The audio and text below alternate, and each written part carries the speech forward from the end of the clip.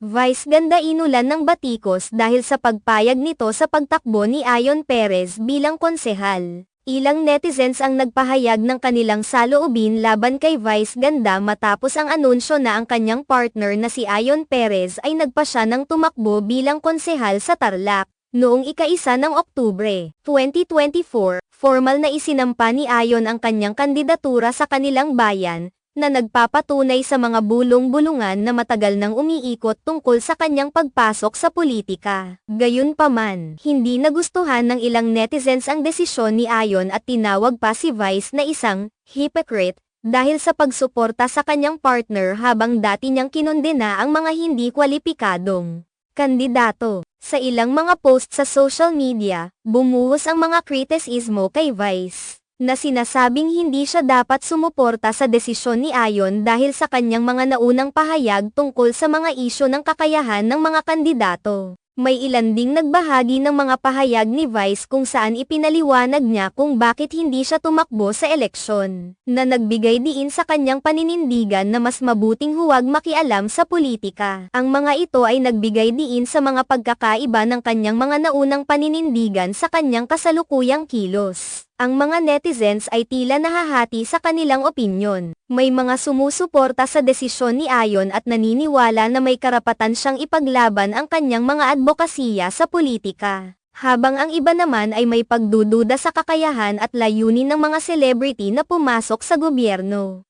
Ayon sa kanila, ang mga artista tulad ni Vice at Ayon ay dapat maging responsable sa kanilang mga desisyon, lalo na sa mga isyong may kinalaman sa serbisyo publiko. Dahil dito, ang issue ay naging mainit na paksa sa social media kung saan ang mga tao ay patuloy na nagbigay ng kanilang mga pananaw tungkol sa papel ng mga sikat na tao sa politika. Ang mga komento ay nagpakita ng iba't ibang pananaw, mula sa pagsuporta sa mga celebrity na tumatakbo sa halalan hanggang sa pagtutol sa ideya na ang kanilang katanyagan ay dapat maging sapat na dahilan upang makapasok sila sa mga pampublikong opisina. Ang pagtanggap ni Vice sa desisyon ni Ayon ay nagbigay diin sa kanyang suporta bilang partner, ngunit sa kabila nito, ang mga kritiko ay nagtanong kung ang pagsuportang ito ay naglalagay sa kanya sa isang mapanganib na posisyon, lalo na kung ito ay kumakalaban sa kanyang mga nakaraang pahayag. Ipinakita nito ang komplikadong relasyon ng mga pampulitikang pananaw at personal na buhay ng mga tao sa ilalim ng mga mata ng publiko. Sa huli,